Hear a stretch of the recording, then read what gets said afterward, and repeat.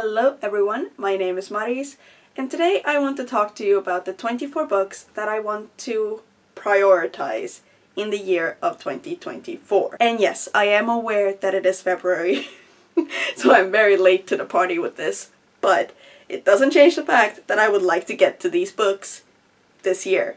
I have split every one of these into categories of physically owned, Kindle owned, and Audible owned. Every single one of these books I do own, albeit with some Kindle books. They are Kindle Unlimited books. And I am giving you a fair warning that I go into books based on vibes. I will read a synopsis like 17 times, hear people talk about it like another 28, and forget what the books are about. I will do my best to give you an idea of what these books are, but just know that a lot of these are on here because I heard great things and I really think I'm gonna love them, and then there are some that I just have been putting off for a very long time. I just thought that if I put them on a list, I might prioritize them. We will see how that one goes. Without further ado, let's get into the books, starting with the physical books that I own. Number one is Babel by R.F. Kuang. I have been meaning to get to this. It is dark academia, it is about language and translation, it's about colonialism, and it's about this guy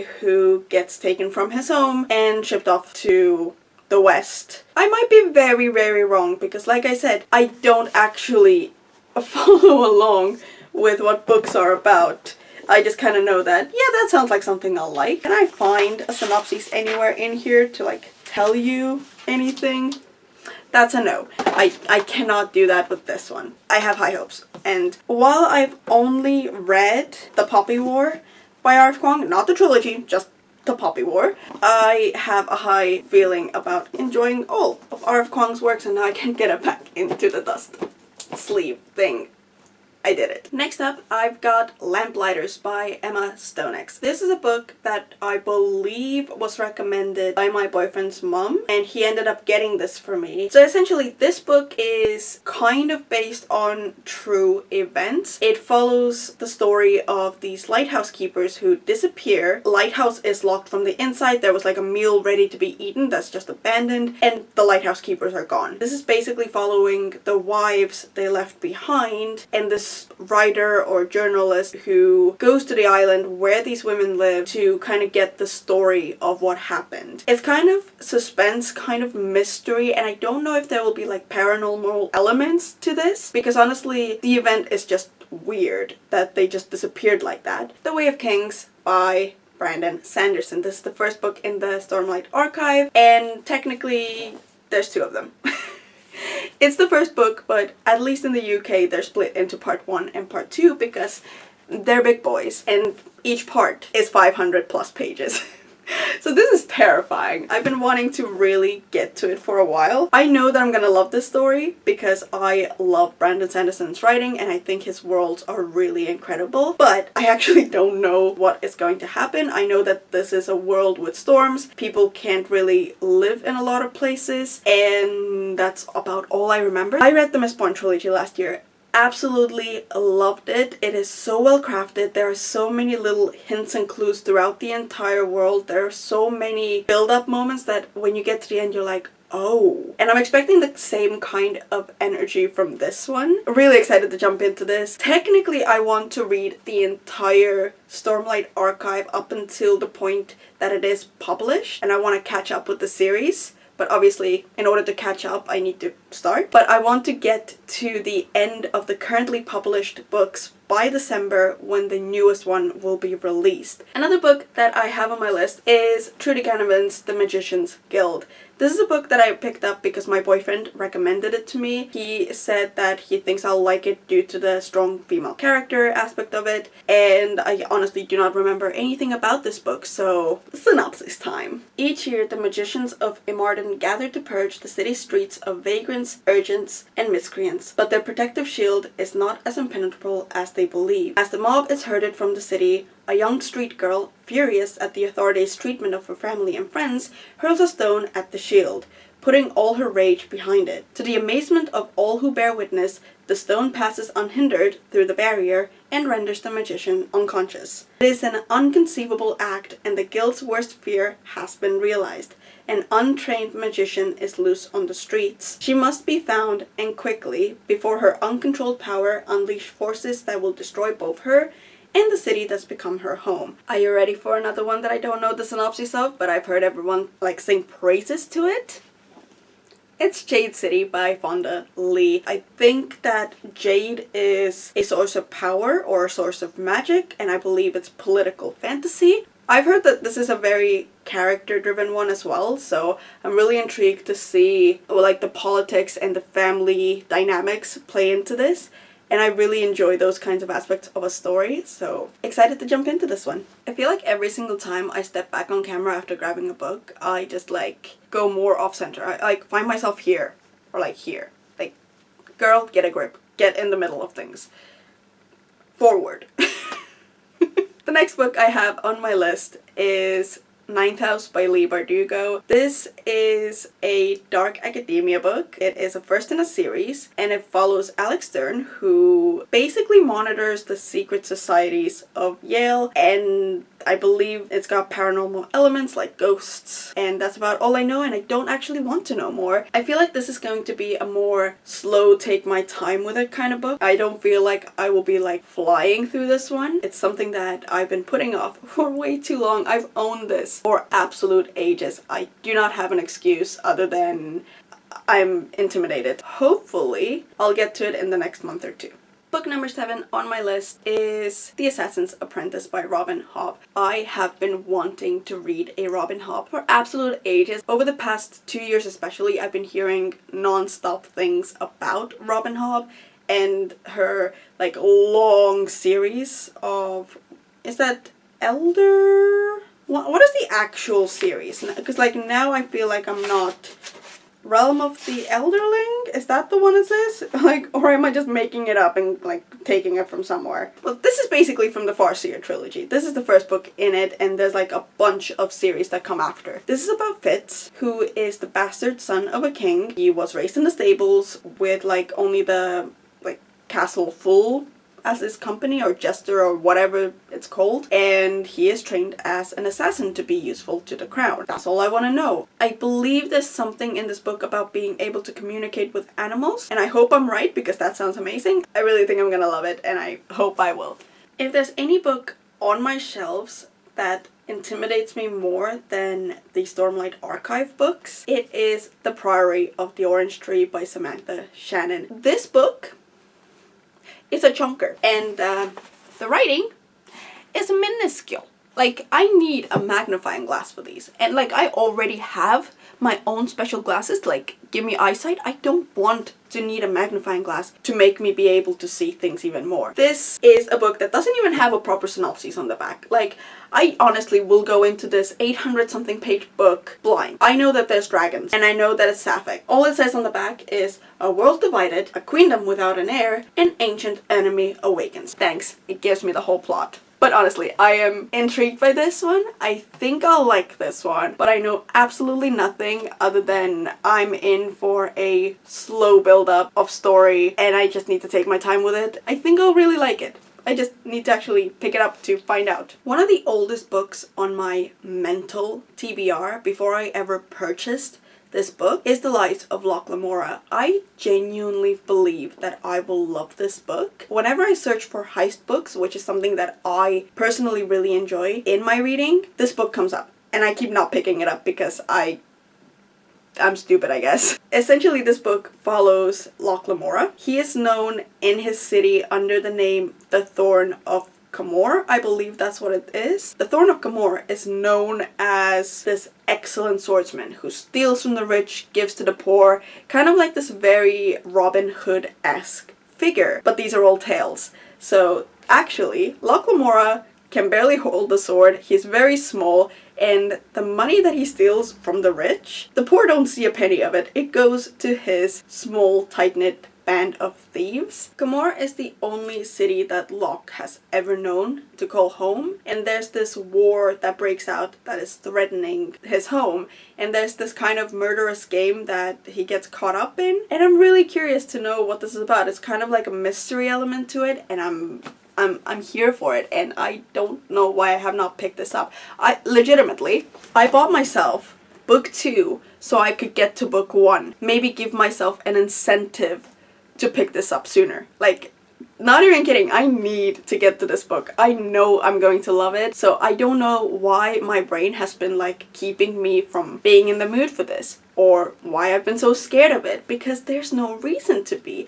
I know I'm gonna love it. I just need to actually read it to know for a fact. I have got 3 more books in my physical stack, so next one of them is Into the Drowning Deep by Mira Grant. This is a horror. I don't read a lot of horror, but this sounds really, really cool. Another book that I've been putting off. Honestly, it's a whole theme. This book has killer mermaids, and there's this crew that has been assembled to go look into a disappearance of a crew from several years ago. And I believe that one of the characters that is on that crew kind of smuggled their way onto the crew because they don't actually have the qualifications because their sibling went missing on the original voyage. Looking forward to it. Like I have for the past like couple years, but shh, details. We don't talk about it, okay? We don't talk about how long these books have been on my TBR because it's embarrassing. Next book that I've got is Malice by John Gwynne, another epic fantasy kind of book. I am honestly terrified of epic fantasy, even though I really, really enjoy it because it requires more brain power, I guess. But I believe that this one has Norse mythology inspirations, and it basically has a plot of something. There have been a lot of wars between armies of men and giants, and there's this prophecy about the war to end all wars, and that requires, who was it?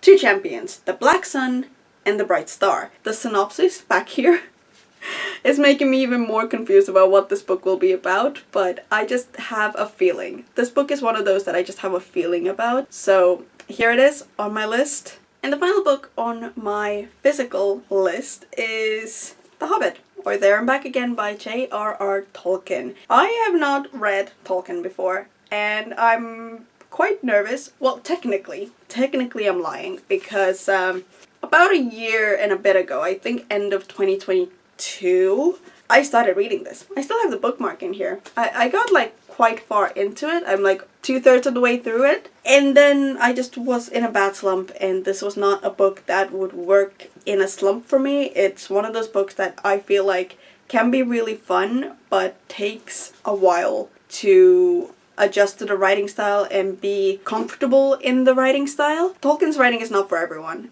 definitely, and I want to give it a fair shot. I feel like also at the time of me reading this book was when I was very, very much pressured in my own head by seeing other people and how much they read in a year. I'm one of those people who will be like, oh, you read 5 books in a year? Absolutely amazing. Kudos to you. You read 400 a year? I could never. You're amazing. I don't judge other people for how many books they read, but I judge myself very much for how many books I read. That's kind of a whole theme for this year, that I'm going to be taking that pressure off and giving myself time to just take in stories. I don't want to be rushing through anything. And I feel like The Hobbit is one of those books that you don't want to rush through. You just want to take your time. You want to be on that adventure with the characters. It's an adventure story following a hobbit and some dwarves and this treasure at the end of it. That's basically the very, very bare bones gist of it. So that is it for the physical books. Now we're moving on to the ebook section of this video. I do apologize if you'll be seeing me just staring down a lot for the rest of this video, because that will also be the case for audiobooks, because I do not remember a lot of the synopses because I'm bad with synopses. The first book that I have on my list for my ebook selections is The Sword of Kaigen. This is a book that is basically an indie fantasy sweetheart. It's a standalone book, so beloved in the self-published community, and it has definitely spread outside of it these days as well, which is how I came to know of it as well. I know very little about the actual synopses, but I believe that this book is about this family where you have a 14-year-old child who wants to learn all the battle techniques of his family in order to be able to defend his empire and the borders when he's old enough for it. And then you have a woman who married into that family, might be the mother of that boy, not sure because I haven't actually read it, but it might be the case that she is the mother of the boy that is in the synopsis. She used to be a fighter in a faraway country. She gave it up to marry into this family, to become a mother and a housewife. Now she's itching to pick the sword back up. At the end of the synopsis, it basically says, when the winds of war reach their peninsula, will the Matsuda family have the strength to defend their empire, or will they tear each other apart before true enemies even reach their shores? This sounds really interesting. It's just the family dynamics within the space of a bigger war, and I'm very curious to pick this up. Next up, I've got The Bloodstones by Tori Tekken. This is one of those books that I could try to paraphrase the synopsis and give you like a gist of it, but every single time I've tried, the amount of edits I have to make to cut all of that out, horrendous. So let me just actually read out what it says, because that's the best way to go about this, I think. His name is not worthy. A traitor is executed, his name ripped away from history. Now the kingdom stands on the brink of a succession war that could bring the country to its knees. Forces stalk the darkness, moving pawns into place in a deadly game. Garen and his brothers were not meant to witness the execution, but now they find themselves trapped in the center of a political quagmire. When Garen faces loss of everything he knows, will he also lose himself? To the south, tribal warlords clash in an endless cycle of violence. Sindri, a daughter of a chieftain, kills for the honor of her people. An alliance with a foreign queen offers the power to unite the tribes, but at what cost? Someday, history will remember them as legends. This is a first book in a series that was only released last year. I've been reaching to get to this. While I keep saying this, I hope I get to this very, very soon. I feel like it's one of the higher ups on my list of books that I want to get to. And look at this cover. This cover is amazing. That was the first thing that drew me to it, and then the synopsis just sold me on it. The next book on my list is No Heart for a Thief, which is the first book in the Malitu series. Once again, I think me reading out the synopsis is the best way to go about this. We are the stories we tell ourselves, even the lies. The thief, a great spirit, and her descendants have abused their ability to steal magic for centuries. When Kalos starts to hear the song of other people's magic, he must learn to hide from his people as well as the invaders.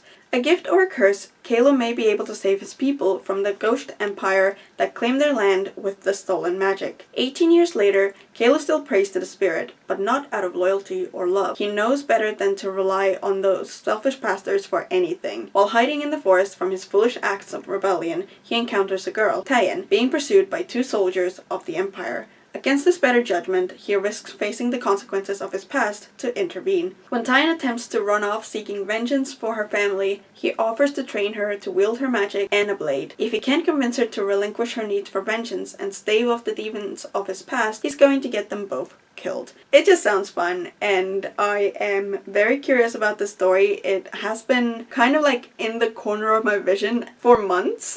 And I just keep not picking it up because I keep having other priorities. I really don't. I know that it sounds stupid, but I genuinely have trouble picking up books that I feel like I'll love the most. Most of the books that I've mentioned so far are not high priority just because they've been on my shelves for a long time. I genuinely think I'll love them, but I just keep not picking them up. I just feel so silly for saying this. I don't have a reasoning. I just don't pick them up.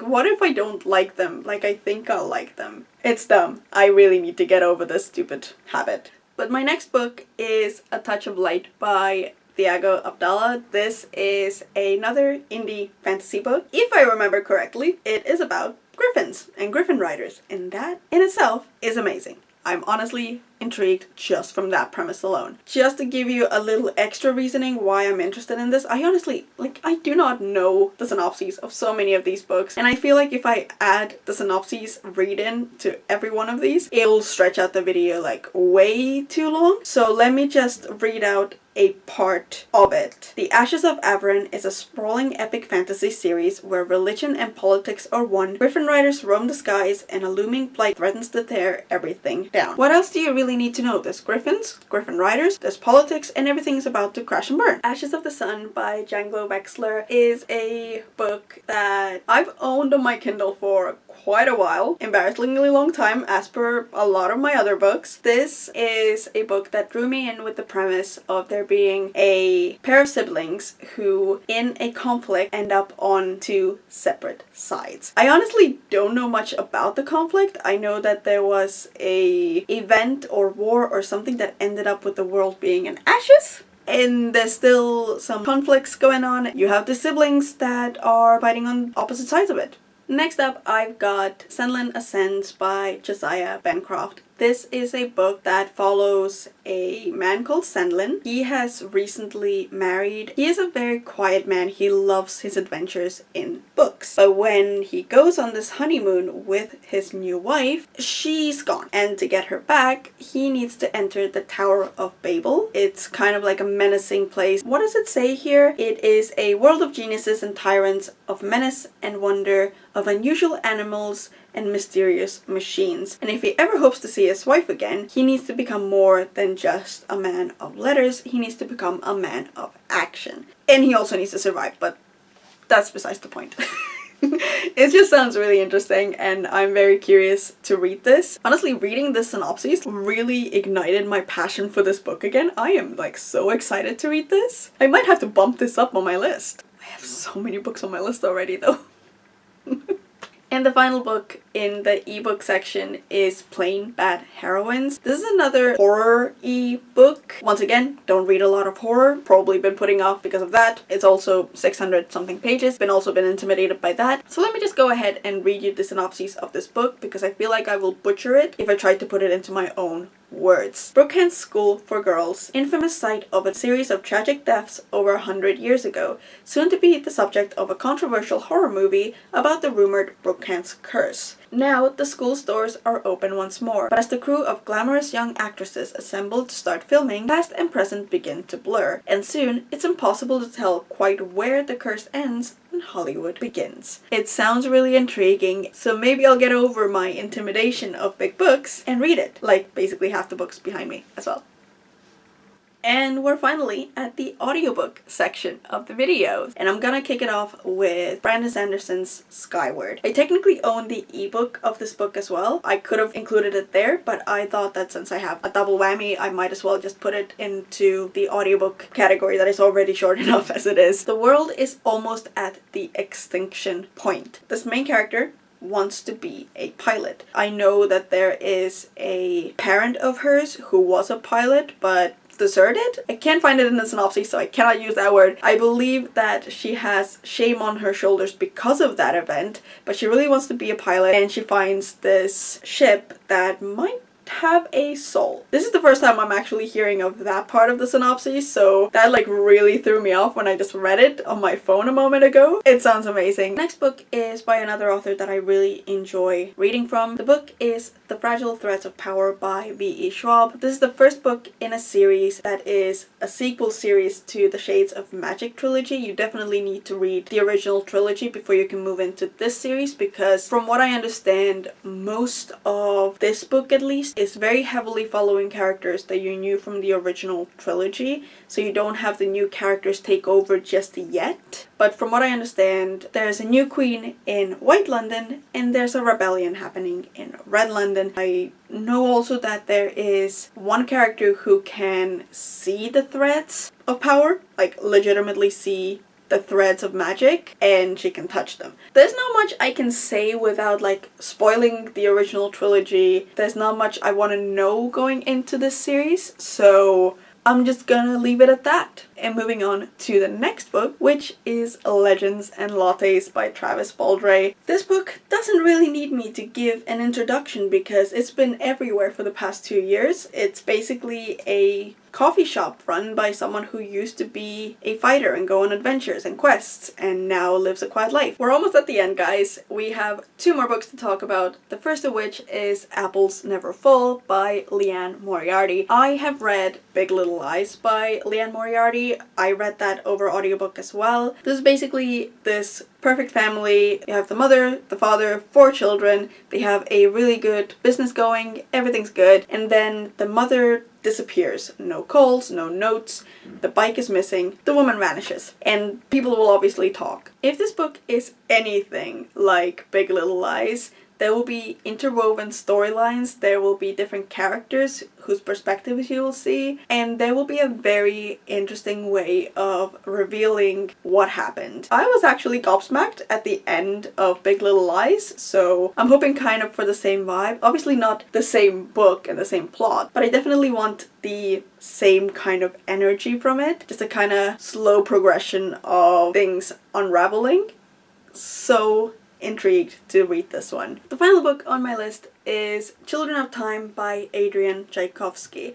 This book is in the description marked as a standalone novel, but it is showing as a series overall, and I've always known it to be a part of a series. Whether or not Children of Time is a standalone or a series, it is a sci-fi novel about the human race having left the dying Earth, and they have now found a terraformed new Earth that is habitable for humans, because the human race is kind of dying out. The planet that they find, the terraformed area, it is not unoccupied. There is already a civilization on there, and it's kind of about those 2 civilizations, the one that's already on the planet and the one that is going to the planet colliding. It's about who will inhabit the new Earth. And there you have it. This is my list of 24 books that I would like to read in the year of 2024. I have not been kind to myself because making this list in February is kind of taking away a whole month of time that I could use to get through these books. As you may have noticed, there's some chunkers